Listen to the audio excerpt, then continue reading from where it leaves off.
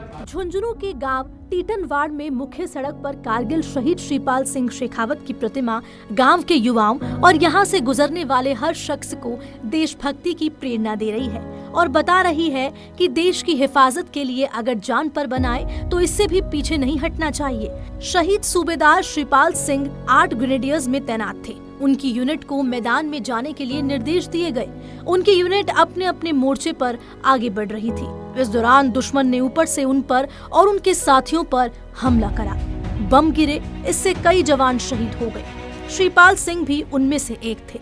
शहीद श्रीपाल का बेटा संग्राम सिंह से जब उसके वीर पिता के बारे में जानना चाहा तो बेटे ने इतना ही कहा कि वे हर रोज ही अपने पिता की प्रतिमा को नमन करके ही निकलता है। इससे उसके सारे काम बन जाते हैं। उसके पिता उसके लिए भगवान के समान हैं। मेरे पापा 26 जून 1999 को कारगिल में शहीद हुए थे। उनकी स्टैचू हमारे गांव में स्टेट हाईवे 37 पे लगी हुई है गांव में।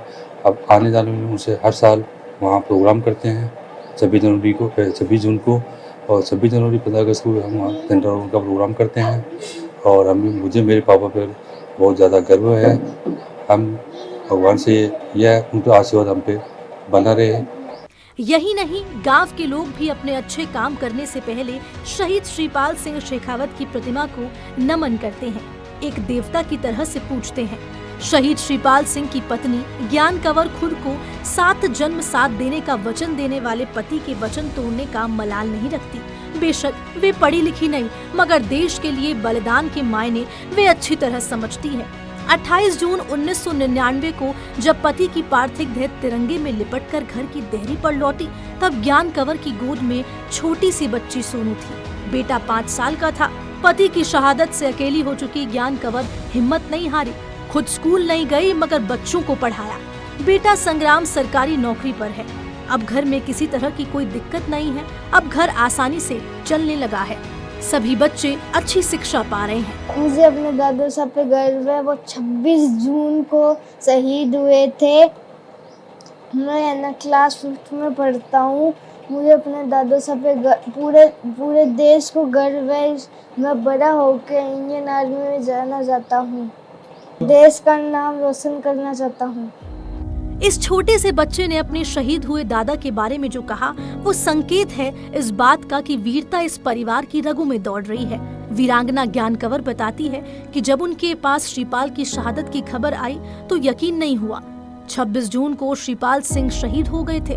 इसके बाद इसी रात को शहीद श्रीपाल सिंह के भाई के पास ये खबर आई थी।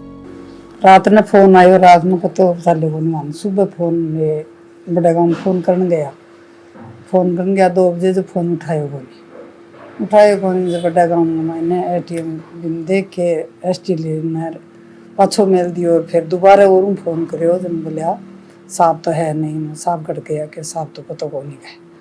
फिर मैं दोबारा और फोन लगाया जन बोलिया साहब तो कल रात को ख़त्म हो चुके गए। फिर बताओ छोड़ के फोन है। अरे मेरे बुआ का घर आ गई। बठू मन गाड़ी लेकर फिर घर छोड़ के गया 3 साढ़े 3 बजे। और 3 दिन बाद में लाश आई। छोटा बच्चा ने पढ़ाया लिखाया 3 ने या शादी भी करी बांगेर और मूर्ति बना रखी है। जावा साल 26 तारीख में। ये है हमारे वीरों की कहानी जो हर किसी को देश प्रेम, देश सेवा के लिए प्रेरित करती है और बताती है कि कैसे कोई वीर भूमि पर वीरगति को प्राप्त होता है, लेकिन वो हमेशा के लिए अमर हो जाता है और आने वाली पीढ़ियों को शौर्य, साहस की नई कहानी सुनाता है। ब्यूरो रिपोर्ट, सच में धड़क।